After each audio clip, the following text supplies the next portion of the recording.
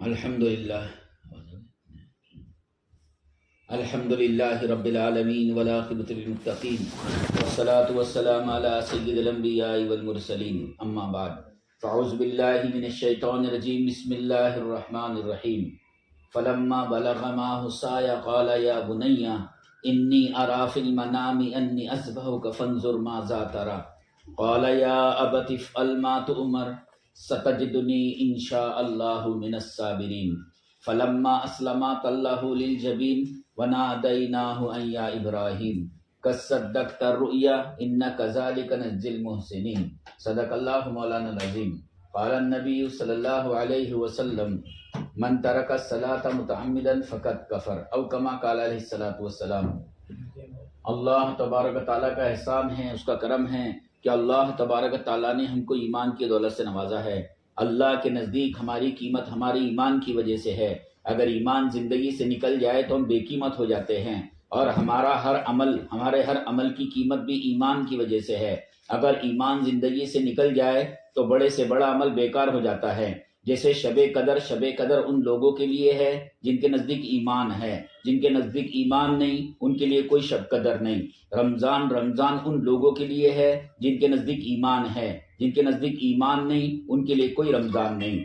تو جتنی بھی خیر ہے اور جتنی بھی سوچی جا سکتی ہے وہ سب ایمان کے ساتھ میں ہیں، اور اللہ تبارک تعالیٰ کا احسان ہے، اس کا کرم ہے کہ اللہ تبارک تعالیٰ نے ہم کو ایمان کی دولت سے نوازا ہے۔ یہ بڑی قیمتی دولت ہے، اس کے بغیر کوئی کامیاب نہیں ہو سکتا ہے، نہ پہلے پچھلوں میں کوئی کامیاب ہوا ہے، نہ آئندہ کوئی اس کے بغیر کامیاب ہو سکتا ہے۔ اور اللہ تبارک تعالیٰ کا احسان ہے کہ اس نے ہم کو ایمان کی دولت سے نوازا ہے۔ اس لیے علماء کرام نے لکھا ہے سب سے بڑی دعا ایمان پر خاتمہ مانگنا ہے، سب سے بڑی دعا ایمان پر خاتمہ مانگنا ہے، اور سب سے بڑی محنت ایمان کی حفاظت ہے۔ اللہ کو وہ بندے وہ بندیاں بہت پسند ہیں جو اپنے ایمان کی حفاظت کرتے ہیں، اور ایمان کی جو حفاظت ہوتی ہے وہ نیکی کرنے سے ہوتی ہے۔ ہر نیکی سے ایمان کی حفاظت ہوتی ہے، اور ہر گناہ سے ایمان کو خطرہ ہوتا ہے۔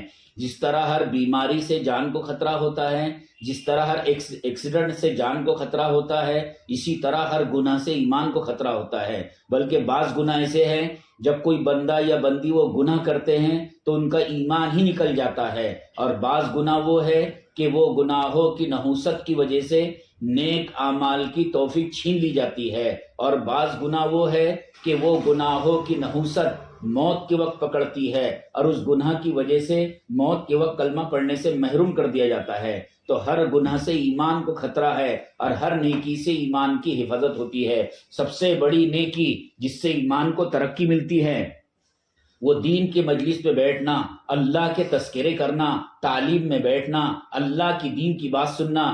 دین کی بات کہنے سننے سے ایمان ایسے تازہ ہوتا ہے جیسے بارش کے پانی سے جنگل ہرا بھرا ہوتا ہے۔ اس لیے حضرت علی رضی اللہ تعالیٰ عنہ نے اپنے بیٹے کو نصیحت کی، میرے بیٹے حسن اللہ کے تذکروں سے اپنے دل کو تر و تازہ رکھنا، میرے بیٹے حسن اللہ کے تذکروں سے اپنے دل کو تر و تازہ رکھنا، اور میرے بیٹے حسن اللہ کے نبی صلی اللہ علیہ وسلم کے تذکروں سے اپنے دل کو سجائے رکھنا، اور میرے بیٹے کھنڈروں میں جایا کر اور دیکھا کر کہاں گئے یہاں کے رہنے والے، اور میرے بیٹے موت کو یاد کیا کر تاکہ دنیا سے بے رغبتی پیدا ہو۔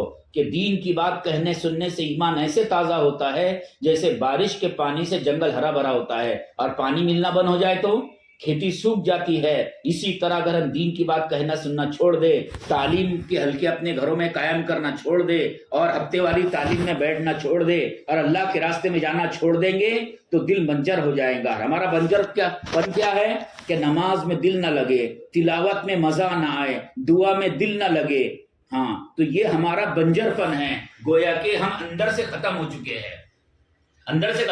ہیں۔ تو اللہ تو جتنی دین کی بات کہنے گے سنیں گے ایمان تازہ ہوگا۔ صحابہ کی خاص بات یہ تھی کہ وہ دین کے تذکرے سنتے تھے آپس میں۔ جب بھی اگر کسی بہن کا شوہر کوئی صحابی اپنے گھر میں جاتے تو بیوی کا سب سے پہلا جملہ یہ ہوتا تھا، آج آپ نے اللہ کے نبی سے کیا سنا؟ تو جتنی باتیں اللہ کے نبی سے سنتے تھے وہ اپنے گھر والوں کو سناتے تھے۔ تو ایمان تازہ تھا، دل نورانی تھے، تو بڑے سے بڑی نیکی کرنا آسان تھا۔ کہ حضرت ابو دہدہ رضی اللہ تعالیٰ عنہ کو کسی نے بتایا، آج آپ کو معلوم ہے اللہ کے نبی صلی اللہ علیہ وسلم پر کیا وحی نازل ہوئی ہے؟ کہنے لگے کیا وحی نازل ہوئی ہے؟ تو ان کو کسی نے بتایا کہ آج اللہ کے نبی صلی اللہ علیہ وسلم پر یہ وحی نازل ہوئی ہے کہ اللہ قرض مانگ رہا ہے، اللہ قرض مانگ رہا ہے۔ تو وہ اللہ کے نبی کے پاس پہنچ گئے، کہا نبی جی صلی اللہ علیہ وسلم اللہ ہم سے قرض مانگ رہا ہے؟ کہ اللہ کے نبی صلی اللہ علیہ وسلم نے فرمایا ہاں آج یہ آیت نازل ہوئی ہے وَيُقْرِضُ اللَّهَ قَرْضًا حَسَنًا، اللہ کو قرض دو، اللہ قرض دو۔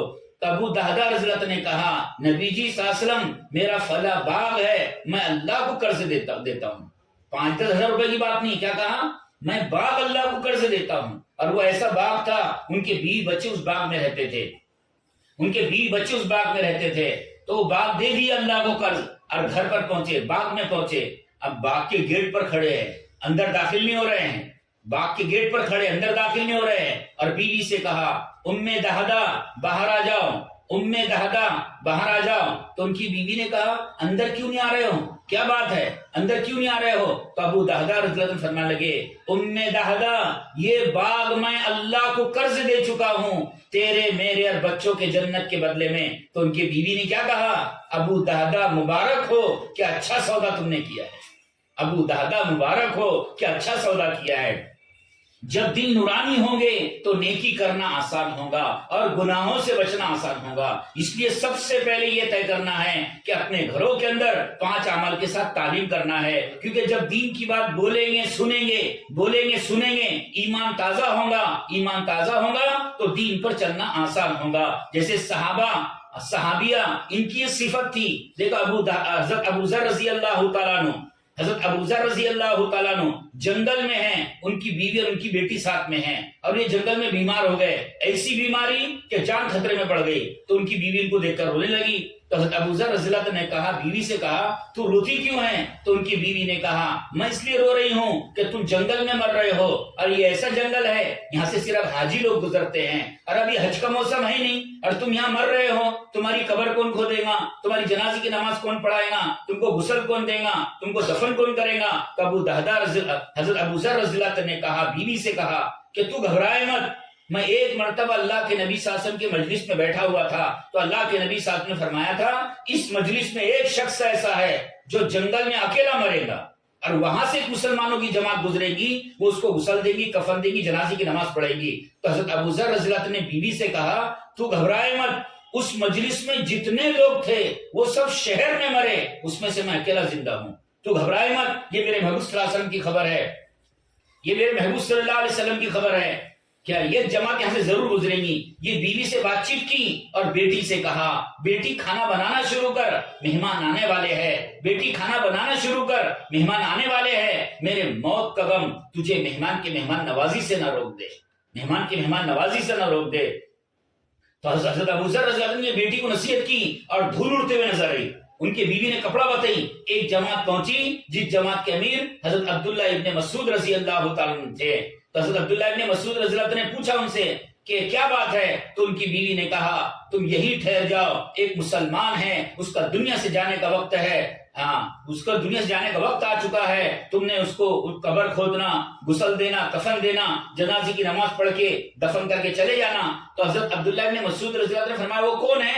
کہ وہ ابو ذر ہے۔ ان کی چیخیں نکل گئی کیونکہ وہ بڑے صحابی تھے، وہ مدینے میں فتویٰ دینے کا کام کرتے تھے، اتنے بڑے صحابی تھے، انداز لگاؤ کہ ایک مرتبہ اللہ کے نبی صلی اللہ علیہ وسلم حجرے میں تھے، حضرت جبرائیل علیہ السلام آئے، اللہ کے نبی صلی اللہ علیہ وسلم حجرے میں تھے، حضرت جبرائیل علیہ السلام آئے، تو حجرے کے باہر سے کچھ باتوں کی آواز آ رہی تھی، حجرے کے باہر سے کچھ باتوں کی آواز آ رہی تھی۔ تو حضرت جبرائیل علیہ السلام نے کہا نبی جی صلی اللہ علیہ وسلم یہ تو ابو ذر کی آواز ہے، کون کہہ رہا ہے؟ حضرت جبرائیل علیہ السلام کہہ رہے ہیں کہ نبی جی صلی اللہ علیہ وسلم یہ تو ابو ذر کی آواز ہے۔ تو اللہ کے نبی صلی اللہ علیہ وسلم فرمایا جبرائیل کیا تم ابو ذر کو پہچانتے ہو؟ جبرائیل کیا تم ابو ذر کو پہچانتے ہو؟ تو حضرت جبرائیل علیہ السلام نے کہا نبی جی صلی اللہ علیہ وسلم ابو ذر وہ ہے جن کو زمین والوں سے زیادہ آسمان والے پہچانتے ہیں، زمین والوں سے زیادہ آسمان والے پہچانتے ہیں۔ تو اتنے بڑے صحابی جب حضرت عبداللہ ابن مسعود رضی اللہ عنہ نے ان کے بارے میں سنا تو ان کی چیخ نکل گئی کہ وہ کدھر ہے؟ تو انہوں نے اشارہ کیا، پوری جماعت ایسے بھاگی جیسے چڑیا گھسلے کی طرف بھاگتی ہے، اور سب سامنے جا کر بیٹھ گئے۔ اب ان کا دنیا سے جانے کا وقت ہے، اور کیا فرما رہے ہیں؟ میں تم کو ایک حدیث سناتا ہوں جو میں نے اللہ کے نبی سے سنا تھا۔ دنیا سے جا رہے ہیں اور جنت اور جہنم کے تذکرے کر کے جا رہے ہیں، کہا میں تم کو ایک حدیث سناتا ہوں جو میں نے اللہ کے نبی سے سنا تھا. وہ حدیث یہ ہے، اس کا مفہوم یہ ہے، جس مسلمان کے 2 بچے اور ایک روایت میں 3 بچے، کسی مسلمان کے 2 بچے یا 3 بچے اس کے زندگی میں مرے ہو، وہ قیامت کے دن جہنم کے آپ کو دیکھے گا نہیں. اور ان کا انتقال ہو گیا. ہاں، جب انہوں نے کفن دفن کر دیے، جنازے کی نماز پڑھا دیے، دفن کر کے جانے لگے تو حضرت عبداللہ ابن مسعود رضی اللہ عنہ جانے لگے تو حضرت ابو ذر رضی اللہ عنہ کی بیٹی پیچھے دوڑی، کہا چچا جان کھانا کھا لو، چچا جان کھانا کھا لو. تو حضرت عبداللہ ابن مسعود رضی اللہ عنہ نے فرمایا بیٹی کھانا اتنی جلدی کیسے بن گیا، ابھی تو ہم پہنچے. تو ان کی بیٹی نے کہا چچا جان میرے والد نے مجھے نصیحت کی تھی بیٹی کھانا بنانا شروع کر، مہمان آنے والے ہیں، میرے موت کا غم تجھے مہمان کی مہمان نوازی سے نہ روک دے. حضرت عبداللہ ابن مسعود رضی اللہ عنہ رونے لگے اور یہ فرمایا ابو ذر اللہ تجھ پر رحم کرے کہ موت پر بھی تو مہمان کے مہمان نوازی کو نہ بھولا.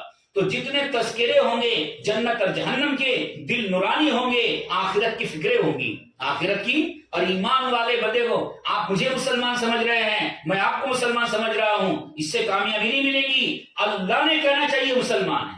کس نے کہنا چاہیے؟ اللہ نے کہنا چاہیے. جب بیڑا پار ہوگا اللہ نے کہنا چاہیے. اس لیے ایمان کسی کو نظر نہیں آتا ہے، جس طرح عقل کسی کو نظر نہیں آتی ہے، لیکن ہم پہچان لیتے ہیں کون سی بہن عقل مند ہے، کون سی بہن بے عقل ہے. ہم پہچان لیتے ہیں. ایک بہن ہے جو لوگوں کو گالیاں دیتی ہے، لوگوں کو پتھر مارتی ہے، تو ہم کیا کہیں گے؟ اس کو عقل نہیں ہے. حالانکہ اس کی عقل کو ہم نے دیکھا نہیں ہے، لیکن اس کے عمل سے پتہ چل رہا ہے. اور ایک بندی ہے جو اچھے سے بات چیت کرتی ہے، اس کا رہن سہن اچھا ہے، تو ہم کیا کہیں گے؟ یہ عقل مند ہے. حالانکہ اس کی عقل کو ہم نے دیکھا نہیں ہے، اس کے عمل سے پتہ چل رہا ہے. اسی طرح ایمان کسی کو نظر نہیں آتا ہے، ایمان کی علامت ہے. ایمان کی علامت کیا ہے؟ ایمان والی بندیاں وہ ہوتی ہے جن کو کھانے سے زیادہ، کپڑے سے زیادہ، مکان سے زیادہ اپنے قبر کی زندگی کی فکر ہوتی ہے. اور بغیر ایمان والے کیسے ہوتے ہیں؟ ان کا ایک ہی مقصد ہوتا ہے، کھانا اچھا ہو، کپڑا اچھا ہو، مکان اچھا ہو، یہ ان کے زندگی کا مقصد ہوتا ہے. لیکن ایمان والی بندیاں جو ہوتی ہے ان کی فکر یہ ہوتی ہے کپڑوں میں پیون لگ جائے، کپڑوں میں پیون لگ جائے، جھوپڑے میں زندگی گزر جائے، فاقوں سے زندگی گزر جائے، لیکن قبر کی زندگی بن جائے. کیونکہ اصل زندگی وہ ہماری آخرت کی زندگی ہے. اور بغیر ایمان والوں کی زندگی ایسی ہوتی ہے جیسے جانوروں کی زندگی ہوتی ہے، ان کو کوئی انجام کا پتہ نہیں ہوتا ہے. جانور کیسے ہوتے ہیں؟ بس جہاں ہرا چارہ دکھا ادھر جانے لگ جاتے ہیں. اسی طرح بغیر ایمان والے کیسے ہوتے ہیں؟ جو اچھا لگے گا وہ کریں گے، بس جس میں مال زیادہ آئیں گا وہ کریں گے، جو زندگی میں اچھا لگے گا بس وہ کریں گے. لیکن ایمان والی بندیاں وہ ہوتی ہے جو قدم اٹھانے سے پہلے اس کے انجام کو سوچتی ہے. دیکھو ایک اللہ کی بندی ہے، اس کی فکر کیا ہے؟ حضرت عمر رضی اللہ تعالیٰ عنہ مدینے کے گلیوں میں گشت کر رہے ہیں. حضرت عمر رضی اللہ تعالیٰ عنہ مدینے کے گلیوں میں گشت کر رہے ہیں. ایک عورت چرکا کاٹ رہی ہے اور چرکا کاٹتے کاٹتے یہ اشعار پڑھ رہی ہے، علیک صلاۃ اللہ و صلاۃ الابرار، کہ نبی جی صلی اللہ علیہ وسلم آپ پر درود و سلام ہو اللہ کی طرف سے اور اس کے نیک بندوں کی طرف سے کہ آپ راتوں کے رونے والے تھے اور اللہ سے ڈرنے والے تھے. پتہ نہیں ہے میرا رب مجھے قیامت کے دن آپ سے ملنے دے گا یا نہیں دے گا. کہ زمانہ بدلتا ہے، حالات بدلتے ہیں، حالات بدلتے ہیں، اعمال بدل جاتے ہیں. پتہ نہیں ہے مجھ سے کوئی گناہ ایسا ہو جائے جس کی نحوست مجھے قیامت کے دن اللہ کے نبی سے دور نہ کرتے. حضرت عمر رضی اللہ تعالیٰ عنہ نے جب یہ شعر سنے تو وہ کانپنے لگ گئے اور کانپتے کانپتے گر گئے. اور پھر دروازہ کھٹکھٹایا، اندر سے آواز آئی، من دخل باب، کون ہے؟ کہا انا عمر، میں عمر ہوں. تو اندر سے آواز آئی، یا بالی والعمر، عمر کا میرے گھر کیا کام ہے؟ تو حضرت عمر رضی اللہ عنہ فرمان لگے اللہ کی بندی وہ شعر ایک مرتبہ اور سنا دے. تو ایمان والی بندیاں وہ ہوتی ہے جن کو کھانے سے زیادہ، کپڑے سے زیادہ، مکان سے زیادہ قبر کی زندگی کی فکر ہوتی ہے. کیونکہ میرے محترم ماں بہنوں، دنیا گزر رہی ہے، گزر جائے گی، اصل آخرت کی زندگی ہے. ہر منمانی زندگی میں مزہ ہے، اس کا نتیجہ خراب ہے. ہر منمانی زندگی میں مزہ ہے، اس کا نتیجہ خراب ہے. شیخ سعدی رحمۃ اللہ علیہ فرماتے تھے کوئی گناہ اس لیے مت کر کہ اس میں مزہ آتا ہے، کوئی گناہ اس لیے مت کر کہ اس میں مزہ آتا ہے. گناہ کا مزہ جاتا رہے گا، اس کا عذاب باقی رہے گا. ہر گناہ کی لذت وقت کے ساتھ ختم ہو جاتی ہے، اس کی نحوست باقی رہتی ہے. کوئی نیکی اس لیے مت چھوڑ کہ اس میں تکلیف ہوتی ہے، تکلیف جاتے رہیں گی، اس کی برکت باقی رہے گی. اچھا، منمانی زندگی سے گناہ کرنے سے کبھی اطمینان نہیں ہوتا ہے، اس سے نیندیں اڑ جاتی ہے، اس سے بے چینیاں ہوتی ہے. جس طرح ہم دیکھتے ہیں اگر کن لوگوں کو موبائلوں کی عادت پڑ گئی ہے تو جلدی سو نہیں پاتے ہیں. وہ دیکھو گناہوں کی نحوست پہلے دنیا میں ہوتی ہے، وہ نیندیں اڑا دیتی ہے، وہ ذلت میں پھنسا دیتی ہے۔ ہر گناہ دن کی ذلت، رات کی بے چینی، آخرت کا عذاب۔ ہر گناہ دن کی ذلت، رات کی بے چینی۔ حدیث شریف میں آتا ہے، اس کا مفہوم ہے کوئی بندہ یا بندی چٹانوں کے نیچے گناہ کرے، کہاں کرے؟ چٹانوں کے نیچے گناہ کرے، اس کو گناہ کرتے کوئی نہ دیکھے، اللہ وہ گناہوں کی نحوست کی وجہ سے مخلوق کے دل میں نفرتیں پیدا کر دیتے ہیں۔ اور حدیث شریف میں آتا ہے، اس کا مفہوم ہے کوئی بندہ یا بندی چٹانوں کے نیچے نیکی کرے، اس کو نیکی کرتے کوئی نہ دیکھے، اس نیکی کی برکت سے پوری دنیا کی مخلوق سے محبت کرے گی، اللہ بھی محبت کرے گا اور مخلوق بھی محبت کرے گی۔ دیکھو اللہ کے نبی صلی اللہ علیہ وسلم ایک مرتبہ فجر کی نماز پڑھا کر مسجد نبی کے باہر نکلے تو جنگل کے بھیڑیے آ گئے، اور بھیڑیے کیا کرنے لگے؟ نبی جی صلی اللہ علیہ وسلم، آپ کے جو صحابہ ہیں ان کی بکریوں کو کھانے کو ہمارا دل نہیں چاہتا ہے۔ بھیڑیے کہہ رہے ہیں کہ نبی جی صلی اللہ علیہ وسلم، آپ کے جو صحابہ ہیں ان کی بکریوں کو کھانے کو ہمارا دل نہیں چاہتا ہے، آپ ایک کام کرو، ہمارا کوٹھا مقرر کر دو، سال کی بکری ہم کو دے دیا کرے، کیونکہ اب ان کی بکریاں کھاتے ان کا دل دکھتا ہے۔ بھیڑیے کہہ رہے ہیں تو اللہ کے نبی نے صلی اللہ علیہ وسلم نے صحابہ کو بلوایا اور یہ کہا، دیکھو بھیڑیے کہہ رہے ہیں کہ آپ کی بکری کو کھانے کو دل نہیں چاہتا ہے، آپ ان کا کوٹھا مقرر کر دو۔ تو صحابہ نے کہا، نبی جی صلی اللہ علیہ وسلم، ہم بکریوں کو پالتے ہیں، ان کے پیچھے محنت کرتے ہیں، پھر بھیڑیے کے حوالے بکری کرنے کو ہمارا دل نہیں چاہتا ہے۔ تو پھر اللہ کے نبی صلی اللہ علیہ وسلم نے فرمایا، صحابہ سے کہا تم اپنی بکریوں کی حفاظت کرو، اور بھیڑیوں سے کہا تم اپنی روزی تلاش کیا کرو۔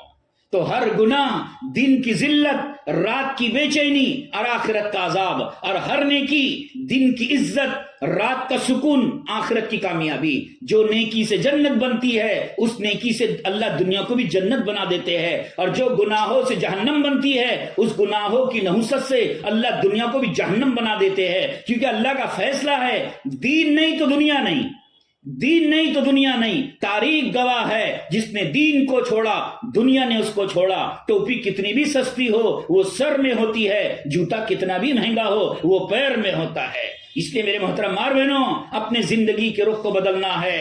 ایک ایک وقت، ایک ایک دن ہمارے زندگی کا کم ہو رہا ہے، عمر بڑھ نہیں رہی ہے، عمر کم ہو رہی ہے، ہر دن ہم موت کے قریب جا رہے ہیں۔ اس لیے ایک روایت کے اندر آتا ہے، روزانہ جب سورج نکلتا ہے ایک فرشتہ اعلان کرتا ہے، اے اللہ کی بندی نیکی میں آگے بڑھ، تیرے زندگی میں سورج کبھی نہیں نکلے گا، آج کا جو دن گزر گیا ہے وہ کبھی واپس نہیں آئے گا، جو کر لیے وہ باقی ہے۔ اور اللہ تبارک و تعالیٰ نے ہمارے زندگی پر 3 کیمرے لگائے ہیں، ہماری پوری زندگی ریکارڈ ہو رہی ہے، پوری زندگی ریکارڈ ہو رہی ہے۔ پہلا کیمرہ اللہ فرما رہے ہیں، یومئذ تحدث اخبارہا، یہ زمین قیامت کی گواہی دے گی کس نے میرے اوپر کیا کیا ہے۔ کوئی زمین سے بھاگ نہیں سکتا ہے، کوئی زمین سے، اگر کوئی ہوا جہاز بھی گناہ کرے تو وہ بھی مٹی کا بنا ہوا ہے، ایک دن مٹی میں مل جائے گا۔ تو پہلا کیمرہ اللہ فرما رہے ہیں، یومئذ تحدث اخبارہا، یہ زمین قیامت کی دن گواہی دے گی کس نے میرے اوپر کیا کیا ہے۔ دوسرا کیمرہ اللہ فرما رہے ہیں، کرامن کاتبین، 2 فرشتے ہیں، تم جو کرتے وہ لکھ لیتے ہیں۔ اور تیسرا کیمرہ اللہ فرما رہے ہیں، الیوم نختم علی افواہہم، قیامت کے دن تمہارے منہ پر مہر مار دی جائیں گی، تمہارے منہ بند کر دیے جائیں گے، ہاتھ اور پیر قیامت کی گواہی دیں گے کس نے میرے سے کیا عمل کیا ہے۔ تو یہ 3 کیمرے ہیں، ہماری پوری زندگی ریکارڈ ہو رہی ہے۔ میرے محترم ماں بہنوں، یہ نہیں سمجھنا مجھے کون بولنے والا ہے، وقت گزر رہا ہے، ایک ایک دن ہمارے زندگی کا کم ہو رہا ہے۔ اگر منمانی زندگی گزاریں گے خون کے آنسو رونا پڑے گا، خون کے آنسو رونا پڑے گا۔ اور سب سے بڑا خطرہ یہ ہے، سپلیمنٹ ہی نہیں ہے، ایک دن کبھی چانس نہیں ملے گا، ایک دن کبھی چانس نہیں ملے گا۔ ہاں اللہ فرما رہے ہیں، وَسِيقَ الَّذِينَ كَفَرُوا إِلَى جَهَنَّمَ زُمَرًا حَتَّى إِذَا جَاءُوهَا فُتِحَتْ أَبْوَابُهَا وَقَالَ لَهُمْ خَزَنَتُهَا أَلَمْ يَأْتِكُمْ رُسُلٌ مِّنكُمْ، کہ جب جہنمی لوگوں کو جو منمانی زندگی گزار کر دنیا سے گئے ہیں، جب ان کو جہنم کی طرف لے کر جایا جائے گا تو فرشتے ان سے پوچھیں گے، أَلَمْ يَأْتِكُمْ رُسُلٌ مِّنكُمْ، کہ تمہارے پاس کوئی رسول نہیں آئے، یتلون علیکم آیات ربکم، کیا تم نے کوئی دین کی بات نہیں سنی تھی، کیا تمہارے پاس کوئی دین کی بات بتلانے والا نہیں آیا؟ وہ کہیں گے قالوا بلا، ضرور بولنے والے آئے، ضرور بتلانے والے آئے، لیکن ہم نے بات کو نہیں مانا، لیکن ہم نے بات کو نہیں مانا۔ جب ان کو جہنم میں لے کر جایا جائے گا تو شیطان نظر آئے گا ان کو، تو جہنمی لوگ شیطان کو دیکھ کر کیا کہیں گے، ہم تیرے وجہ سے جہنم میں جا رہے ہیں، جیسے دنیا میں کسی کی وجہ سے نقصان ہوتا نا تو ہم بولتے ہیں کہ تیرے وجہ سے ایسا ہوا ہے، تو جہنمی لوگ شیطان کو دیکھ کر کہیں گے ہم تیرے وجہ سے جہنم میں جا رہے ہیں، تو شیطان کیا کہے گا؟ تیرے بارے میں ہے ان اللہ وعدکم وعد الحق، کہ تم کو معلوم نہیں تھا اللہ کا وعدہ سچ تھا اور میرا وعدہ جھوٹا تھا؟ وعدتکم فغلقتکم، میرا وعدہ جھوٹا تھا، کہ میں نے تم کو کبھی چاقو لگایا تھا کہ نماز پڑھیں گے تو مار دوں گا، یا نقاب پہنیں گے تو مار دوں گا، یا تلاوت کریں گے تو مار دوں گا، یا اللہ کے راستے میں جائیں گے تو مار دوں گا؟ تو شیطان کہے گا زبردستی تو نے کبھی نہیں کیا تھا، تو شیطان کہے گا فلا تلومونی ولوموا انفسکم، اپنے آپ پر ملامت کرو، مجھے کیا بولتے ہو، اپنے آپ پر ملامت کرو۔ پھر وہ کہیں گی ربنا، اے ہمارے پروردگار، اب سرنا، ہم نے دیکھ لیا تیرے عذاب کو، ہم نے دیکھ لیا، سمعنا، سن لیا، فرجنا، واپس کر دے، اللہ ایک چانس دے دے، نعمل صالحن، نیک عمل کر کے آ جائیں گے۔ اللہ فرمائیں گے قالکسہو فیہا، اسی میں پڑے رہو، ولا تکلمون، ہم تم سے بات کرنا نہیں چاہتے، ہم تم سے بات کرنا نہیں چاہتے، ولا تکلم، ہم تم سے بات کرنا نہیں چاہتے۔ پھر اللہ کہے گا یا بنی آدم، اے آدم کی اولاد، اللہ تعبد الشیطان، کیا میں نے تم سے کہا نہیں تھا شیطان تمہارا دشمن ہے، اس کی پیروی مت کرنا؟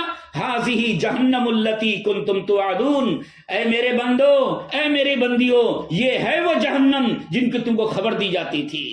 میرے محترم ماں بہنوں، اپنے زندگی کے رخ کو بدلنا ہے۔ ہر منمانی زندگی میں مزہ ہے، اس کا نتیجہ خراب ہے، وقت گزر جائے گا، جو کر لیں گے باقی رہ جائے گا۔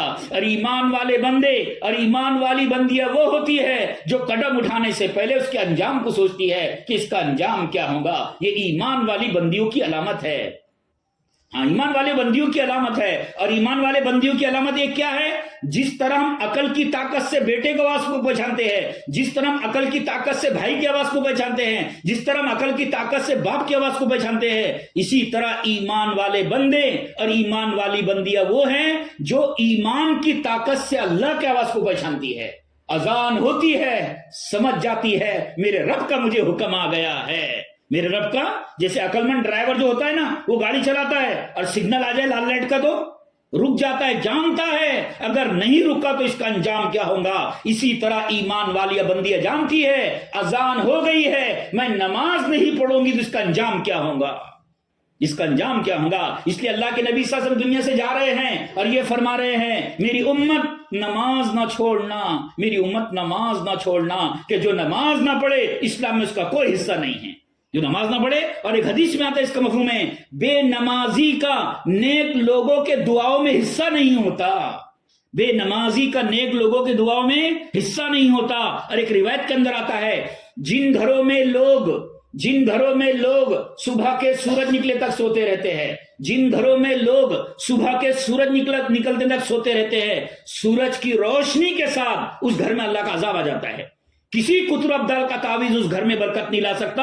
جس گھر میں لوگ نماز چھوڑ کر سوتے رہتے ہیں ان گھروں میں ویرانیاں ہوتی ہے، ان گھروں میں ایک دوسرے کی نفرت اللہ پیدا کر دیتا ہے۔ اور بعض مرتبہ کیا ہوگا، کمائیں گے دکھے گا نہیں کہاں جا رہے تو، کبھی بھائی بھائی میں دشمنی، کبھی دیورانی جٹھانی میں دشمنی، کبھی ساس بہو میں، اللہ تعالیٰ اس گھر کو کبھی سکون سے نہیں رہنے دے گا جن گھروں میں لوگ نماز چھوڑ کر سوتے رہتے ہیں۔ اس لیے ہماری نماز نہ چھوٹے۔ حضرت حسین رضی اللہ تعالیٰ عنہ کربلا میں تھے، حضرت حسین رضی اللہ تعالیٰ عنہ کربلا میں تھے۔ جب نماز کا وقت آیا تو اپنے ساتھی حضرت زہیر رضی اللہ عنہ سے کہا سمر سے کہو کہ وہ جنگ روک دے، ہم کو نماز پڑھنا ہے۔ تو سمر نے کہا ہم جنگ نہیں روکیں گے، اگر تم نماز پڑھیں گے تو نماز کی حالت میں تم پر حملہ کریں گے۔ تو حضرت حسین رضی اللہ عنہ نے فرمایا آدھے لوگ مقابلہ کرو، آدھے لوگ نماز پڑھو۔ قیامت تک آنے والے مسلمانوں کو بتا دیا اے میرے نانا جان کی امتیوں، دیکھو میں نبی کا نواسا ہوں، میں نے کربلا میں نماز نہیں چھوڑی ہے۔ اگر وہ کربلا میں نماز چھوڑ بھی دیتے تو ان کے جنت میں کمی نہیں آتی تھی، کیونکہ اللہ کے نبی صلی اللہ علیہ وسلم نے بچپن ہی میں فرما دیا تھا یہ جنتی ہے۔ جنتی نہیں کہا، جنتی جوانوں کا سردار کہا تھا، جنتی جوانوں کا سردار کہا تھا۔ ہاں بڑے بڑے صحابہ ان کا اکرام کرتے تھے۔ ایک مرتبہ حضرت عبداللہ ابن عمر رضی اللہ تعالیٰ عنہ، حسن حسین بچے کھیل رہے ہیں تو آپس میں کچھ جھنجھٹ ہو گئی بچوں میں، تو حضرت حسین رضی اللہ عنہ نے کیا کہا حضرت عبداللہ ابن عمر رضی اللہ عنہ سے، بس کر تیرا باپ تو میرے نانا کا غلام ہے۔ کیا کہا؟ تیرا باپ تو میرے نانا کا غلام ہے۔ ایک دم حضرت عمر ہاں پہنچ گئے تو حضرت حسین گھبرا گئے رضی اللہ عنہ کہ میں نے کیا بول دیا۔ تو حضرت عمر رضی اللہ عنہ نے ان کو گود میں اٹھایا اور کہا ایک مرتبہ اور کہہ دے، ایک مرتبہ اور کہہ دے تو پھر انہوں نے کہا تیرا باپ تو میرے نانا کا غلام ہے۔ حضرت عمر رضی اللہ تعالیٰ عنہ رونے لگے اور یہ فرمایا حسین قیامت کے دن یہی کہہ دینا اللہ میرا بیڑا پار کر دے گا۔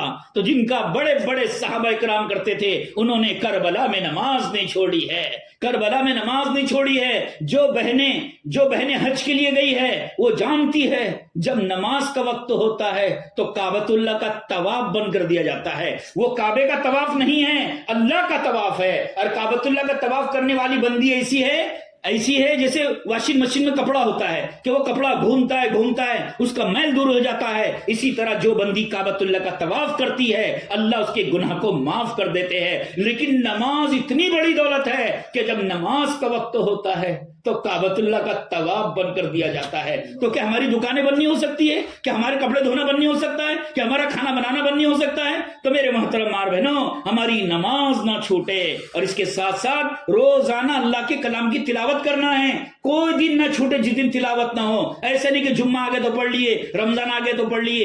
ایسی تلاوت پر ثواب تو ملے گا، لیکن اللہ کا جو مدد کا وعدہ ہے وہ روزانہ کی تلاوت پر ہے۔ جو بندی روزانہ اللہ کے کلام کی تلاوت کرتی ہے دنیا سے رخصت ہو جاتی ہے، رشتہ دار روتے کے روتے رہ جاتے ہیں، کوئی مددگار نہیں ہوتا۔ لیکن جو بندی روزانہ اللہ کے کلام کی تلاوت کرتی ہے قرآن انسان کی شکل میں قبر میں اس کے ساتھ میں ہوتا ہے، اور وہ قرآن کہتا ہے اے اللہ کی بندی تو گھبرائے مت، میں وہ کلام ہوں جس کی تو تلاوت کرتی تھی، جس اولاد کے لیے زندگی بھر قربانی دیتی رہی، جن ماں باپ کی زندگی بھر خدمت کرتی رہی، جس شوہر کی زندگی بھر خدمت کرتے رہی، سب روتے کے روتے رہ جاتے ہیں، کوئی مددگار نہیں ہوتا ہے۔ لیکن قرآن انسان کی شکل میں قبر میں ساتھ میں ہوتا ہے، اور قرآن کہتا ہے اللہ کی بندی تو گھبرائے مت، میں وہ کلام ہوں جس کی تو تلاوت کرتی تھی۔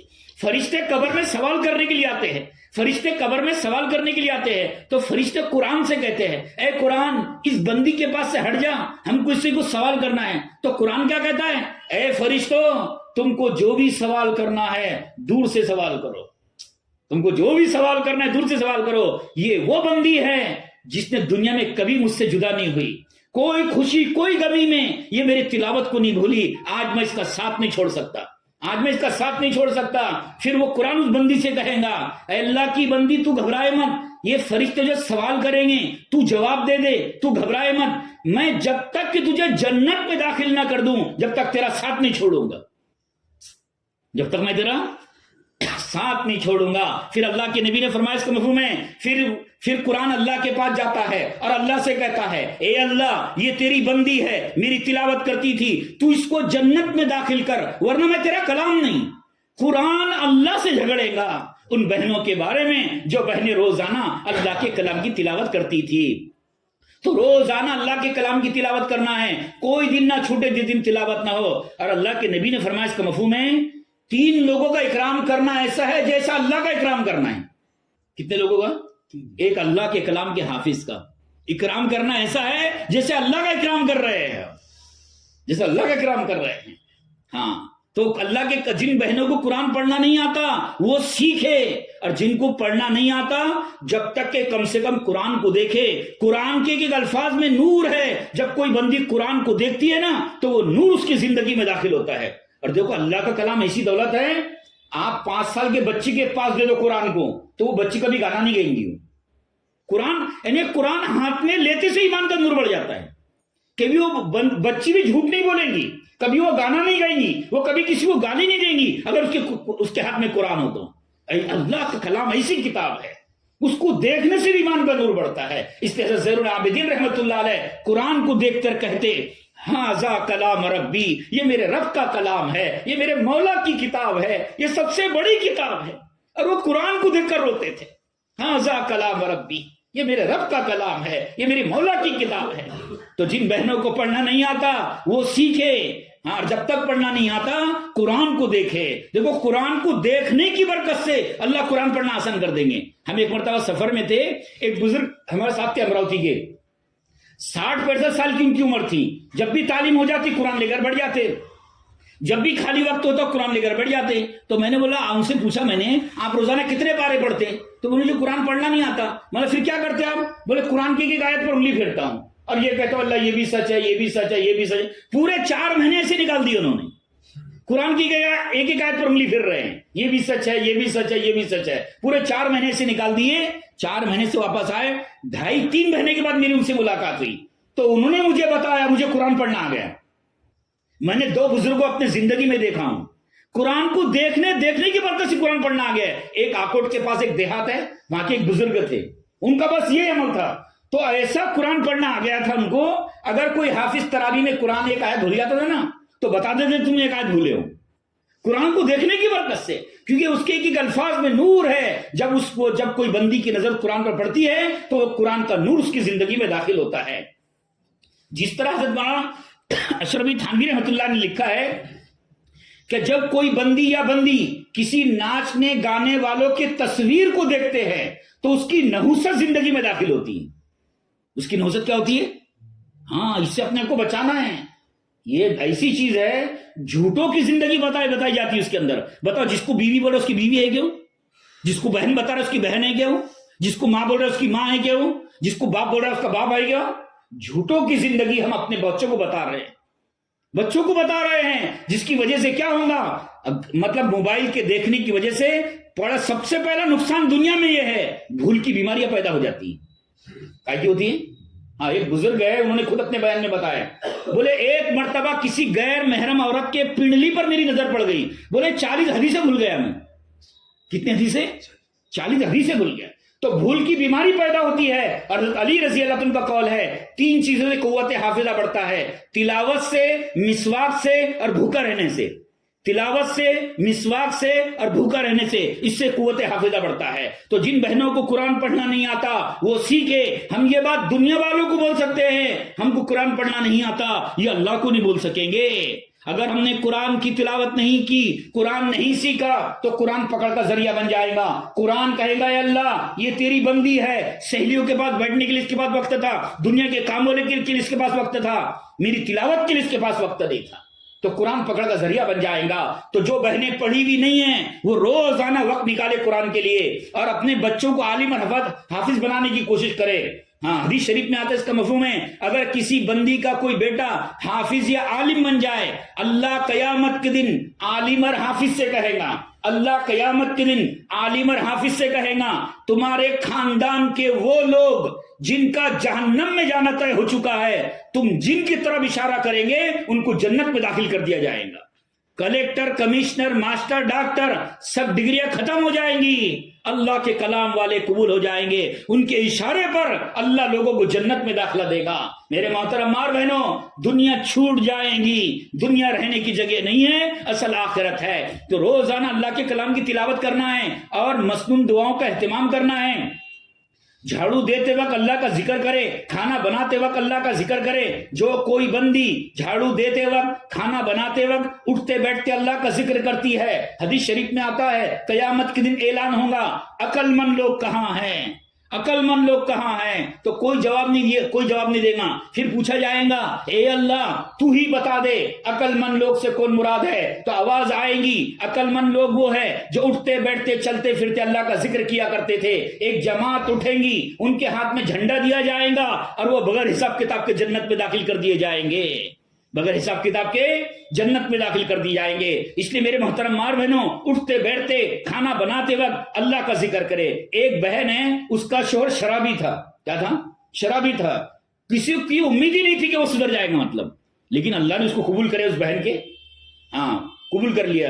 تو اس سے پوچھا گیا اس بہن سے کہ بھائی کون سا ایسا عمل کیا آپ نے؟ بولے روزانہ جب کپڑے بھی دھوتی تھی نا تو یہ دعا کرتی تھی اللہ میں تو میرے شوہر کے کپڑوں کو پاک کر رہی ہوں، میرے شوہر کے تو دل کو پاک کر دے.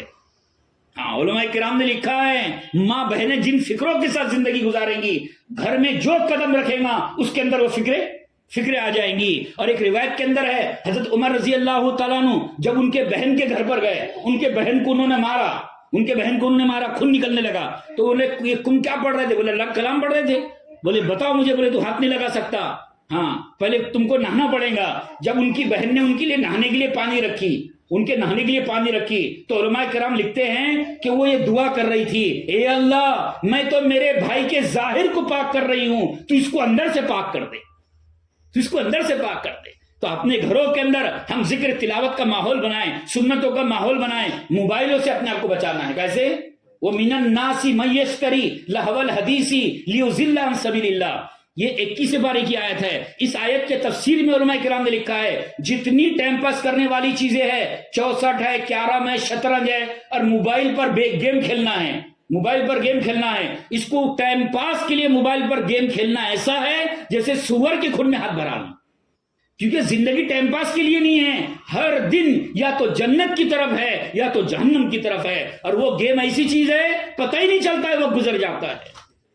ہاں، وقت ہمارا بہت قیمتی ہے، اس لیے اللہ کا ذکر کرے اور ہمارے گھروں میں دینی ماحول بنے، اس کے لیے اپنے گھروں میں تعلیم کرنا ہے، کیونکہ اللہ کے نبی صلی اللہ علیہ وسلم کے زبان سے نکلے جو الفاظ ہے اس میں نور ہے، اس سے مردہ دل زندہ ہوتے ہیں۔ مردہ دل کونتے ہیں؟ وہ لوگ مر چکے ہیں جن کو اذان پر نماز کی توفیق نہ ملے، وہ لوگ مر چکے ہیں جن کو کھاتے کا اللہ کا نام یاد نہ آئے، وہ لوگ مر چکے ہیں جو 500 کی چپل پہنے 25 روپے کی ٹوپی نہ پہنے، وہ لوگ مر چکے ہیں جو واٹس ایپ کے گروپ چھان ڈالے اور قرآن کو دیکھنے کی توفیق نہ ملے۔ لیکن جب ہمارے گھروں میں تعلیم ہوگی تو اس میں اللہ کے نبی صلی اللہ علیہ وسلم کے زبان سے نکلے جو الفاظ ہے اس میں نور ہے، اس سے مردہ دل زندہ ہوتے ہیں، مردہ دل زندہ ہوتے ہیں۔ اللہ کے نبی صلی اللہ علیہ وسلم کے پاس دیہاتی آیا، اس نے گھوڑپڑ مار کر لایا، جس کو فارسی میں گو بولتے ہیں، اس نے مری ہوئی گھوڑپڑ لایا، اور اللہ کے نبی سے پوچھا آپ نبی ہے؟ کہا میں نبی ہوں۔ تو وہ دیہاتی نے پوچھا گواہی کون دے گا آپ نبی ہے؟ گواہی کون دے گا؟ تو اللہ کے نبی سے فرمایا وہ دیہاتی سے تیرے تھیلی میں جو گھوڑپوڑ ہے جو تو شکار کر لایا ہے وہ گواہی دیں گی میں نبی ہوں، وہ تو زندہ بھی نہیں بولتی ہے اور مری بھی تھی، کہا وہ گواہی دیں گی۔ تو اس نے گھوڑپوڑ، ایک روایت کے اندر ہے اس نے گھوڑپوڑ کو نکال کر پھینکا، تو اللہ کے نبی صلی اللہ علیہ وسلم نے اس گھوڑپوڑ کی طرف اشارہ کیا اور کہا من انا، میں کون ہوں، من انا، میں کون ہوں؟ تو وہ گھوڑپوڑ کہنے لگی انت رسول رب العالمین، انت رسول رب العالمین، کہ آپ تو تمام جہانوں کے پروردگار کے طرف سے بھیجے گئے نبی اور رسول ہے۔ تو جو نبی صلی اللہ علیہ وسلم کے زبان سے نکلے الفاظ ہے اگر ہمارے گھروں میں پڑھے جائیں گے تو بچوں کے دلوں میں نورانیت ہوگی، اور وہ بھی 5 اعمال کے ساتھ، 6 صفات کا مذاکرہ، بچہ بھی کہے اللہ سے ہوتا ہے، بوڑھی ماں بھی کہے اللہ سے ہوتا ہے، اللہ ہی نے زندگی دی ہے، اللہ ہی موت دیتا ہے۔ حضرت مولانا انعام الحسن رحمۃ اللہ علیہ فرماتے تھے گھر کا جو فرد دائی ہوگا وہی بے دینی سے بچ سکے گا، گھر کا جو فرد دائی ہوگا وہی بے دینی سے بچ سکے گا۔ اور حضرت مولانا انعام الحسن رحمۃ اللہ علیہ فرماتے تھے گھر کا جو فرد دعوت سے دور ہوگا وہی فرد گھر میں بے دینی کلانے کا ذریعہ بنے گا۔ تو آسان طریقہ اللہ تعالیٰ نے حضرت جی مان صاحب کو اللہ جزائے خیر دے، اللہ نے ان کے دل پر جو بات کھولا ہے کہ امت کا ہر فرد دائی بنے، اس کے لیے تعلیم اور 6 صفات کے مذاکرے کے ساتھ میں، تاکہ ہر گھر کا ہر فرد دائی بنے اور یہ ماحول پورے دنیا میں پھیلے، کیونکہ ہمارے زندگی کا مقصد ہے خود دین پر چلنا، پورے امت کو اس کے لیے تیار کرنا۔ علامہ اقبال رحمۃ اللہ علیہ نے اس امت کے مقصد کو ایک جملے میں بیان کیا ہے، اس امت کے مقصد کو ایک جملے میں بیان کیا ہے، میرے زندگی کا مقصد تیرے دین کی سرفرازی، میرے زندگی کا مقصد تیرے دین کی سرفرازی، یہ ہمارے زندگی کا مقصد ہے۔ ہاں، یہ ہماری زندگی کا مقصد ہے، جو کرے گا وہ بھرے گا، جس کا ہاتھ ٹوٹے گا اس کے گلے میں لٹکے گا۔ اس امت کی یہ سوچ ہی جرم ہے، اس امت کی کیا ہے یہ سوچ کہ ہم کو کیا کرنا پڑتا، کوئی نماز پڑھے نہ پڑھے، کوئی زکات دے نہ دے، کوئی نہ بہن نقاب پہنے نہ پہنے، ہم کو کیا کرنا پڑتا۔ اس امت کی یہ سوچ ہی جرم ہے، اس امت کی یہ سوچ ہی جرم ہے، کیونکہ ہمارے زندگی کا مقصد ہے ہم تو جیتے ہیں کہ دنیا میں تیرا نام رہے، ہم تو جیتے ہیں کہ اس لیے صحابہ کی آواز تھی تقاضا نہیں چھوڑیں گے، نماز نہیں چھوڑیں گے، تلاوت نہیں چھوڑیں گے، ذکر نہیں چھوڑیں گے، جھوٹ نہیں بولیں گے، دھوکہ نہیں دیں گے، ملیں گے تو کھائیں گے نہیں تو نہیں کھائیں گے، ہم تو جیتے ہیں کہ دنیا میں تیرا نام رہے۔ جن کا مقصد اللہ ہوتا ہے، جن کا مقصد دین ہوتا ہے، ان کی عزت اللہ کی عزت ہوتی ہے، ہمارے زندگی کا مقصد ہے۔ بلکہ اگر ایک زمانہ تھا اس امت کی ماں اپنے بچوں کی پرورش اس لیے کرتی تھی کہ اللہ کے دین کے کام میں آئے گا، اللہ کے دن کے کام میں آئے گا۔ حضرت عبداللہ ابن زبیر رضی اللہ تعالیٰ عنہ مکے میں ہیں، حضرت عبداللہ ابن زبیر رضی اللہ عنہ مکے میں ہیں اور مکے کو چاروں طرف دشمنوں نے گھیر لیا، تو اپنے ماں کے پاس پہنچے، حضرت اسماء رضی اللہ تعالیٰ عنہ کے پاس، تو حضرت اسماء رضی اللہ عنہ کے پاس پہنچے تو حضرت عبداللہ ابن زبیر رضی اللہ عنہ نے کہا اماں جان مکے کو دشمنوں نے چاروں طرف سے گھیر لیا ہے، میں اور میرے ساتھ 17 لوگ ہیں۔ تو ان کے ماں نے کیا جواب دیا، میرے بیٹے اگر تیرا مقصد دنیا بن گیا ہے، میرے بیٹے اگر تیرا مقصد حکومت بن گیا ہے تو میرے بیٹے تیرے زندگی پر مجھے افسوس ہے کہ تجھ جیسے بیٹے کی میں نے پرورش کی ہے، اور میرے بیٹے اگر تیرا مقصد دین ہے، اگر تیرا مقصد اللہ ہے، تو میرے بیٹے تیرا جینا بھی مجھے محبوب ہے، تیرا مرنا بھی مجھے محبوب ہے۔ تو اسماء رضی اللہ عنہ نے کیا کہا؟ حضرت عبداللہ بن زبیر رضی اللہ عنہ نے کیا کہا؟ اماں جان تو تو ابو بکر کی بیٹی ہے، اماں جان تو تو ابو بکر کی بیٹی ہے، اور تیرے گود میں نے پرورش پایا ہوں، میرا مقصد دنیا کیسے بن سکتا ہے؟ اماں جان میں تو آپ کے پاس اس لیے آیا تھا کہ دشمن مجھے مار ڈالیں گے تو میرے لاش کی بے ادبی کریں گے، میرے لاش کی بے ادبی کریں گے۔ تو حضرت اسماء رضی اللہ تعالیٰ نے ان کے بولنے پر وہ جواب دیا جو ان سے پہلے کسی نے نہیں کہا۔ کیا کہا؟ میرے بیٹے ایک ماں اپنے لخت جگر کو صلاح دے رہی ہے، رائے دے رہی ہے، میرے بیٹے جو بکری ذبح ہوتی ہے وہ اس بات کی پرواہ نہیں کرتی میری چمڑی ادھیڑی جائے گی، میرے بیٹے جو بکری ذبح ہوتی ہے وہ اس بات کی پرواہ نہیں کرتی میرے ٹکڑے ٹکڑے کیے جائیں گے۔ اماں جان میں جا رہا ہوں، تو جانے لگے تو لوہے کی زرہ پہنے ہوئے تھے، تو ماں نے کہا میرے بیٹے تو نے یہ کیا پہن رکھا ہے؟ کہا اماں جان لوہے کی زرہ ہے۔ تو ان کے ماں نے کہا میرے بیٹے شہادت کے طلبگار لوہے کا سہارا نہیں لیتے، شہادت کے طلب لگر لوہے کا سہارا نہیں لیتے۔ وہ زرہ اتار دی اور میدان میں نکلے، 2 تلواریں آپ کے پاس میں تھی، 3000 لوگوں نے ایک ساتھ حملہ کیا، کسی کا بس نہیں چل سکا، دشمن عاجز آ گیا، دشمن عاجز آ گیا، کیا کرنا چاہیے؟ تو کسی نے کہا مکے میں ایک پہاڑ ہے، صفا پہاڑی کو لگا ہوا ہے، جبلی ابن ابی قبیس پہاڑ کا نام ہے، بولے پہاڑ پر جا کر پتھر مارو، پہاڑ پر جا کر پتھر مارے گئے، ایک پتھر سر پر لگا، خون بہنے لگا۔ جب چند سانسیں باقی تھی تو یہ شعر پڑے اور کیا کہا؟ اماں جان اب میرا دنیا سے جانے کا وقت آ گیا ہے، اب آپ نے آنسو مت بہانا کیونکہ آپ ہی نے مجھے تیار کر کے بھیجا تھا۔ اماں جان آپ نے خوش ہو جانا، اماں جان آپ نے خوش ہو جانا کہ آپ کے گود میں پرورش پانے کا میں نے حق ادا کر دیا، اور حضرت ابو بکر صدیق رضی اللہ عنہ کے نسب پر دھبا نہیں آنے دیا، اور اپنی جان دے دی ہے۔ 80 سال کی تقریباً عمر تھی ان کی اس وقت میں، ان کے حضرت عبداللہ ابن زبیر رضی اللہ عنہ کو لٹکا دیا گیا شہید کر کے، تو 80 سال کی بوڑھی ماں اپنے بیٹے کے لاش کی طرف دیکھ کر کہنے لگی اے سوار ابھی تک تیرا سواری سے اترنے کا وقت نہیں آیا۔ دونوں کی قبریں جنت معلیٰ میں آمنے سامنے ہیں، جب حاجی جاتے ہیں تو ان کے آنسو نہیں تھم پاتے ہیں، بڑی تر قربانیاں دی گئی ہے۔ اس لیے حضرت فاطمہ رضی اللہ عنہ سے پوچھا گیا فاطمہ تم کو جنتی عورتوں کا سردار کیوں بنایا گیا؟ تمہاری کون سی نیکی ایسی ہے جس کی وجہ تم کو جنتی عورتوں کا سردار بنایا گیا ہے؟ تو حضرت فاطمہ رضی اللہ عنہ نے فرمایا لوگوں مجھے جنتی عورتوں کا سردار اس لیے بنایا گیا ہے کہ میرے گھر سے اللہ کے دین کا تقاضا کبھی خالی نہیں گیا ہے، اللہ کے دین کا تقاضا کبھی خالی نہیں گیا ہے۔ تو حضرت فاطمہ رضی اللہ عنہ نے فرمایا لوگوں میرے گھر سے اللہ کے نبی کے دین کا تقاضا کبھی خالی نہیں گیا ہے۔ حضرت سلمان رضی اللہ عنہ روایت کرتے ہیں کہ اللہ کے نبی صلی اللہ علیہ وسلم خدمت میں ایک مسافر آیا، اس نے کہا مجھے سواری کی ضرورت ہے، ایک صحابی نے اپنی سواری دے دیے، اس مسافر نے کہا مجھے کھانے کی ضرورت ہے، تو اللہ کے نبی صلی اللہ علیہ وسلم نے 300 صحابہ کے درمیان اعلان کیا کوئی ہے جو اس کو کھلا دے، 300 میں کوئی بھی نہیں کھڑے ہوگا۔ اعلان پر پتا چلا پورا مدینہ بھوکا ہے، پورا مدینہ بھوکا ہے، اور یہ دنیا کے سب سے عقل مند لوگ ہیں، یہ صحابہ دنیا کے سب سے بڑے عقل مند لوگ ہیں، یہ وہ لوگ ہیں جن کے اشارے پر سورج رکا ہے، یہ وہ لوگ ہیں جن کے اشارے پر سمندر نے راستہ دے دیا ہے، یہ وہ لوگ ہیں ہلتی ہوئی زمین کو رکا دینے والے تھے، لیکن پورا مدینہ بھوکا ہے۔ وجہ کیا ہے؟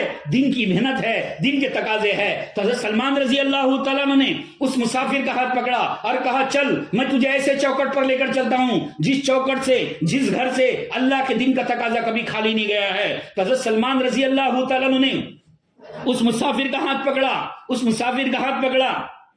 حضرت فاطمہ رضی اللہ عنہ گھر تشریف لے گئے، دروازہ کھٹکھٹایا، اندر سے آواز آئی من دخل باب کون ہے؟ کہا انا سلمان، میں سلمان ہوں۔ تو اندر سے آواز آئی یا بالی ول سلمان، سلمان کا میرے گھر کیا کام ہے؟ تو حضرت سلمان رضی اللہ عنہ نے فرمایا اے اللہ کے نبی صلی اللہ علیہ وسلم کی بیٹی، اے اللہ کے نبی صلی اللہ علیہ وسلم کے لگتے جگر، ایک تقاضا ہے اس کو پورا کرنا ہے، ایک مسافر ہے اس کو کھانا کھلانا ہے۔ تو حضرت فاطمہ رضی اللہ عنہ نے فرمایا اے اللہ کے نبی صلی اللہ علیہ وسلم کے صحابی، ہم کو کئی دن سے کھانے کو نہیں ملا ہے، میرے معصوم بچوں کے چہروں کو دیکھو کہ بھوک نے ان کے چہروں کا حال کیا کر دیا ہے۔ یہ وہ فاطمہ ہیں جن کے بارے میں اللہ کے نبی نے فرمایا لوگوں فاطمہ میرے جگر کا ٹکڑا ہے، جس نے اس کو تکلیف دیا اس نے مجھے تکلیف دیا، اس نے اس کو تکلیف دیا اس نے مجھے تکلیف دیا۔ اور وہ کہہ رہی ہے کئی دن سے کھانے کو نہیں ملا ہے، میرے معصوم بچوں کے چہروں کو دیکھو کہ بھوک نے ان کے چہروں کا کیا حل کر دیا ہے۔ لیکن فرمانے لگی سلمان یہ تقاضا میرے چوکٹ سے خالی نہ جائے۔ اپنے سر پر جو چادر اوڑے ہوئی تھی اس چادر کو گھر کے باہر پھینکا اور کہا چادر سلمان یہ چادر لو، کسی یہودی کے گھر پہ گروی رکھ دو اور اس کے بدلے میں کچھ جو لا لو تاکہ میں اس تقاضے کو پورا کر دوں۔ تو حضرت سلمان رضی اللہ تعالیٰ عنہ اس چادر کو لے کر شمون نام کا یہودی تھا اس کے گھر پہ پہنچے، کہا شمون یہ چادر لے، اس کے بدلے میں کچھ جو دے دے۔ تو شمون نام کا یہودی جو گن رہا تھا، تو حضرت سلمان رضی اللہ عنہ نے فرمایا شمون تجھے معلوم ہے کس کی چادر ہے؟ شمون تجھے معلوم ہے کس کی چادر ہے؟ یہ امام الانبیاء محبوب کبریا حضرت محمد مصطفیٰ صلی اللہ تعالیٰ علیہ وسلم کے لڑکی کے سر کی چادر ہے، اور تیرے پاس اس لیے گروی رکھے جا رہی ہے ایک تقاضا پورا کرنا ہے۔ تو شمون نام کا یہودی بھی رونے لگ گیا، وہ بھی رونے لگ گیا۔ تو حضرت سلمان رضی اللہ عنہ نے کہا شمون تو روتا کیوں ہے، تجھے چادر مل رہی ہے؟ تو شمون نے کہا سلمان میں اس لیے رو رہا ہوں کہ میں نے اپنی کتابوں میں پڑھا ہوں ایک نبی ہوں گے، وہ نبی کی لڑکی ہوں گی، جب وہ نبی کی لڑکی گھر پر ایک دین کا تقاضا آئے گا اور وہ نبی کی لڑکی کے پاس اس تقاضے کو پورا کرنے کے لیے کچھ نہیں ہوگا، تو وہ نبی کی لڑکی اپنے سر کی چادر کسی یہودی کے گھر پہ گروی رکھے گی اس تقاضے کو پورا کرنے کے لیے۔ تو شمون نام کا یہودی کہنے لگا سلمان میں اس لیے رو رہا ہوں کہ وہ میں ہی بد نصیب ہوں، وہ چادر میرے گھر آئی ہے، وہ چادر میرے گھر آئی ہے۔ تو شمون نے کہا مجھے بھی اللہ کے نبی کے پاس لے کر چلو۔ تو بڑی قربانیاں دی گئی ہے جب دین ہم تک پہنچا ہے، بڑی قربانیاں دی گئی ہے، کئی ماؤں کے لال اپنے جانوں کو دیے ہیں جب دین ہم تک پہنچا ہے۔ میرے محترم ماں بہنوں ہم کو بھی کچھ کر کے دنیا سے جانا ہے، اللہ کے دین کے لیے کچھ کر کے جانا ہے۔ خوش نصیب ہے وہ لوگ جن کو اللہ دین کی محنت کے لیے قبول کر لے، کیونکہ اللہ کا نظام ہے زندگی کے دینے میں، مال کے دینے میں، گاڑی کے دینے میں، گاڑی کے دینے میں، صلاحیت کے دینے میں اور مکان کے دینے میں اللہ کی کوئی قید نہیں ہے، کس کو بھی دے گا، مکان کسی کو بھی دے گا، کھانا کسی کو بھی دے گا، کسی کو بھی دے گا، لیکن قبول اسی کا کرتا ہے جن سے محبت کرتا ہے۔ ہاں مکان ان کا قبول کرتا ہے دین کے لیے۔ یہ جتنے گھروں میں جماعت ٹھہری ہے خوش نصیب ہے وہ لوگ جن کے گھروں میں جماعتیں ٹھہری ہے، خوش نصیب ہے وہ بہنیں جن بہنوں نے جماعتوں کو ٹھہرایا ہے۔ قیامت کے دن اللہ ان گھر والوں کو عرش کا سایہ دے گا، ان گھر والوں کو اللہ تعالیٰ جنت میں ٹھکانہ دے گا۔ ہاں یہ بہت بڑا پروف ہے اللہ کے دین کے لیے اللہ کے مہمانوں کو آپ نے اپنے گھروں میں رکایا ہے۔ خوش نصیب ہے وہ لوگ جن کے گھروں کو اللہ قبول کر لے۔ دینے میں اللہ کی کوئی قید نہیں ہے، مکان کسی کو بھی دے گا، قبول انہی کو کرتا ہے جن سے محبت کرتا ہے۔ تشکیل کرنے والوں کے دل میں بات ڈالتا ہے جاؤ میرے بندوں کے پاس اور تشکیل کرو، ان کی گاڑیوں کو لگانا ہے، ان کے مالوں کو لگانا ہے، کیونکہ میرے محترم ماں بہنوں اللہ جن سے ناراض ہوتا ہے ان کی روٹی نہیں چھینتا، ان سے دین چھین لیتا ہے۔ اور خوش نصیب ہے وہ لوگ جن کو اللہ قبول کر لے۔ تو اللہ کا نظام کیا ہے؟ زندگی کے دینے میں، مال کے دینے میں، گاڑی کے دینے میں، صلاحیت کے دینے میں، مکان کے دینے میں اللہ کی کوئی قید نہیں ہے، کس کو بھی دینا، لیتا اسی سے ہے جن سے محبت کرتا ہے۔ جن سے ناراض ہوتا ہے ان کا مال چھینے گا نہیں، ان کا گھر چھینے گا نہیں، ان کی گاڑیاں چھینے گا نہیں، لگنے نہیں دے گا، دین پر لگنے نہیں دے گا۔ اور میرے محترم ماں بہنوں دیکھو، مال کا چوری ہو جانا چھوٹا عذاب ہے، مال کا پانی میں بہہ جانا چھوٹا عذاب ہے، اور مال کا زمین میں دفن ہو جانا چھوٹا عذاب ہے، ہو اور دین پر نہ لگے یہ بڑا عذاب ہے، ہو اور دین پر نہ لگے یہ بڑا عذاب ہے۔ اللہ تعالیٰ تمام اس علاقے کی جو جماعت ٹھہری ہے تمام بہنوں کو اللہ تعالیٰ جزائے خیر عطا فرمائیں، لیکن یہ نیت کرنا ہے ہمارے گھروں سے اللہ کے دین کے تقاضے پورے ہو۔ تو حضرت فاطمہ رضی اللہ عنہ نے کیا فرمایا؟ مجھے جنتی عورتوں کا سردار اس لیے بنایا گیا ہے، میرے شوہر اللہ کے دین کے تقاضا پورا کرنے والے ہیں، میں ان کی مددگار ہوں۔ میں نے کبھی نہیں کہا میرے شوہر سے میرے کھانے کا پہلے انتظام کرو بعد میں جانا، میں نے کبھی نہیں کہا میرے بچوں کا پہلے انتظام کرو بعد میں جانا، بلکہ فرماتی ہے لوگوں میرے بھوک سے زیادہ میرے بچوں کی بھوک مجھے تڑپاتی ہے، اور میرے شوہر اللہ کے دین کا تقاضا پورا کرتے ہیں۔ کسی بہن کا شوہر اللہ کے دین کے تقاضوں میں لگا ہوا ہے، کسی بہن کا شوہر اللہ کے دین کے تقاضوں میں لگا ہوا ہے، اور گھر میں سبزی لانا تھا، وہ صبح لانا تھا تو دوپہر میں لایا ہے دین کے تقاضوں کے حساب سے، تو یہ صبح کا کھانا کسی بہن کے گھر پر دوپہر میں بن رہا ہے، تو یہ اتنا دیر سے کھانا بننا کتنے لوگوں کو کفر کی موت سے بچا لے گا، اور وہ بہن اوپر صبر کر لے، लान तान ना करे, ऐसा ना बोले चले जाते हैं तुम, फिक्र नहीं है तुम्हारे को, घर में कुछ नहीं है। जो बहन अपने शोहर पर लान तान करती है, अल्लाह उस बहन के औलादों को महरूम कर देंगे। और जो ये कहेंगी अल्लाह तेरा शुक्र है मेरा शोहर तेरे दीन के तकाजों में चल रहा है, अरे मैं सुबह का खाना तो क्या शाम में भी खा सकती हूं, लेकिन तकाजा पूरा हो अल्लाह के दिन का। जो बहन सब्र करेंगी, शोहर का शुक्रिया अदा करेंगी, अल्लाह उस बहन को हजरत फातिमा के सफ में खड़े कर देंगी कयामत के दिन। जिसके सफ में? हजरत फातिमा के सफ में। आप देखो जो सहाबिया थी ना, मैं तो ये समझता हूं उनके फाकों की बरकत है कि दिन हम तक पहुंचा है। आज भी कुछ बहनें ऐसी है, देखो एक पुसद की जमात दूसरे साल के लिए गई है, अभी एक मुफ्ती साहब है उसके अंदर 1 साल के लिए गए हुए हैं, गरीब आदमी, घर के किराए का मकान है, लेकिन जाने का वक्त आया, एक हफ्ता पहले बच्चे की तबीयत खराब हो गई, 1 हफ्ता पहले बच्चे की तबीयत खराब हो गई। तो वो मौलवी साहब ने जमात रवाना हो गई, बोले मैं बच्चा अच्छा हो जाता बाद में निकल जाऊंगा। तो वो दवाखाने में था, बच्चा अच्छा नहीं हुआ और वीजा आ गया, बच्चे को दवाखाना छोड़कर चले गए मुफ्ती साहब। मैं तो समझता हूं सबसे बड़ी कुर्बानी उस अल्लाह की बंदी की है, उसमें उस बहन की है, उनकी बीवी की, कि उस बीवी ने क्या कहा, तुम चले जाओ मैं देख लूंगी बच्चों को, जो मुकद्दर में होगा वो हो जाएगा। बताओ कितनी बड़ी। आज भी बहनें ऐसी है ना, बच्चा दवाखाने में एडमिट है, दवाखाने में एडमिट है, और शोहर से क्या करे, तुम चले जाओ अल्लाह के रास्ते में। वो चले गए, उसके बाद में वो अच्छा हो गया, फिर दोबारा और बीमार हुआ, फिर दोबारा उसको नांदेड़ दवाखाना लेकर जा रहे थे, 15-20 किलोमीटर पहले उस मां के गोद में उस बच्चे ने जान दे दिया। ये कुर्बानियां हैं, ये कुर्बानियां हैं। ये जो जमात आई है ना, ये जो अल्लाह के रास्ते में जमात आई है, अगर ये बच्चों को छोड़कर आई है, एक बच्चे ने अगर एक मर्तबा भी रोया है कि मेरी मां जहां चले गई, उस बच्चे का रोना अल्लाह के अर्श बहला देता है, अल्लाह हिदायत के फैसले कर देता है। ये बड़ी कुर्बानियां हैं जो इस उम्मत के बेड़ा पार करने वाली है। ये कुर्बानियां मेरे मोहतरम और बहनों, आज भी लोग कुर्बानियां दे रहे हैं, आज भी बहनें कुर्बानियां दे रही है।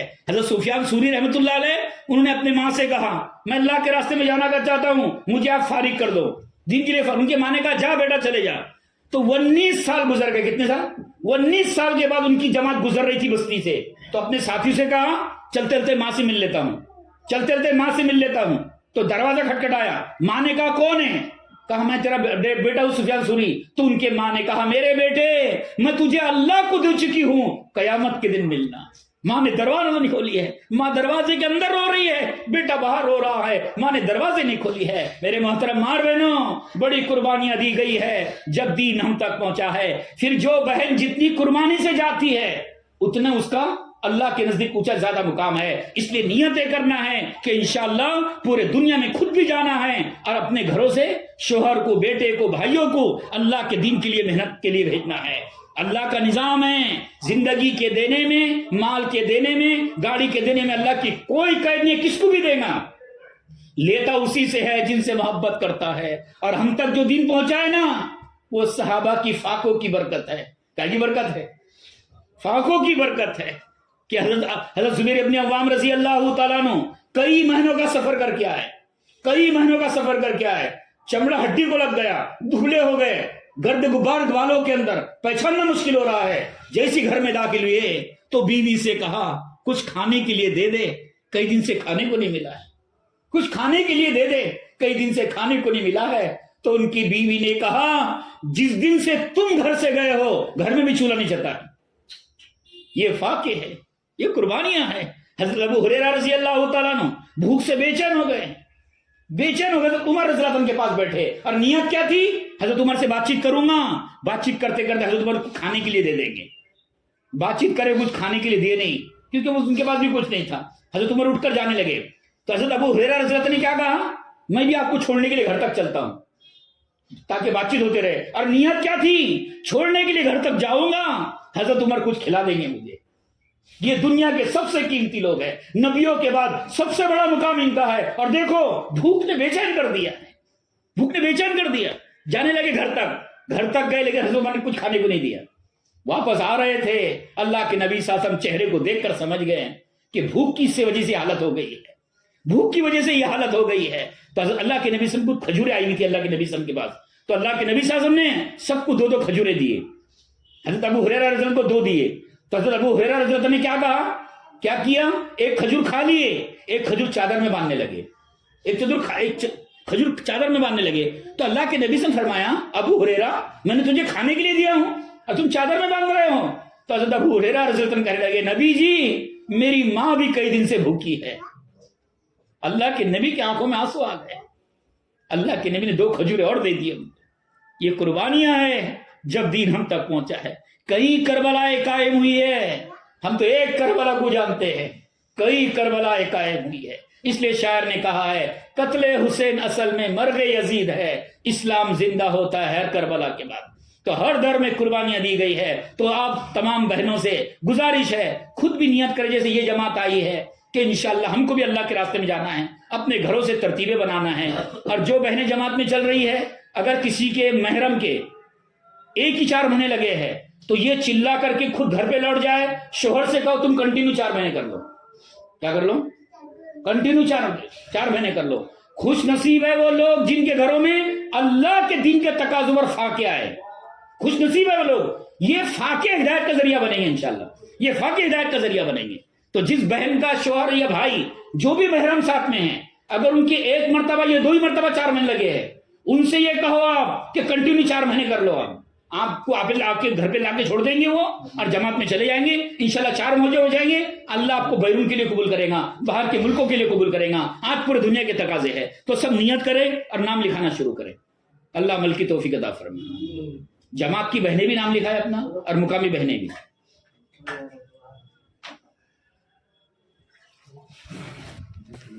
چلو آپ لوگ بھی بتاؤ کب سے کب بن جائیں گے۔